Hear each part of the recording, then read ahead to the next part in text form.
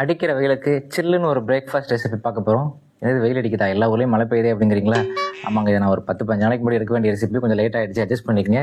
விஷயத்துக்கு வருவோம். இன்றைக்கி நம்ம சேர்ப்ப ரெசிபி பேர் mango and chia seeds pudding. சுண்ணாம்பெல்லாம் வச்சு பழுக்க வைக்காத நல்ல சுத்தமான மாம்பழமாக எடுத்து அதில் பியூரி செஞ்சாச்சு.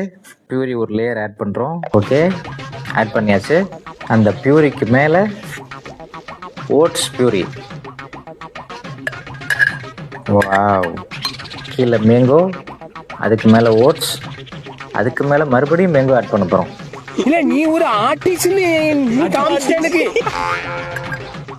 டாப்பிங்ஸ் சியா சீட்ஸ் போடுறோம். அதுவே அப்படியே தனியாக ஒரு லேயர் மாதிரி இருக்குது. மேங்கோ பியூரி, அதுக்கு மேலே ஓட்ஸ், அதுக்கு மேலே மேங்கோ பியூரி, அதுக்கு மேலே சியா சீட்ஸ். ஒரு எக்ஸலண்ட்டான breakfast recipe, full of nutritions and antioxidants. இதை அப்படியே ஃப்ரீசரில் வச்சுட்டு ஒரு 1 மணி நேரம் கழிச்சு சாப்பிட்டோம்னா ஜில்லுன்னு இருக்கும், சூப்பராக இருக்கும். ஃப்ரிட்ஜிலேருந்து எடுத்துகிட்டு வந்தாச்சு. இங்கே பாருங்க, மேங்கோவும் சியா சீட்ஸும் ஓட்ஸும் பிளெண்ட் ஆகி அடாடாடாடாடாடாடா ஐஸ்கிரீம் மாதிரி இருக்குது, சூப்பராக இருக்குது.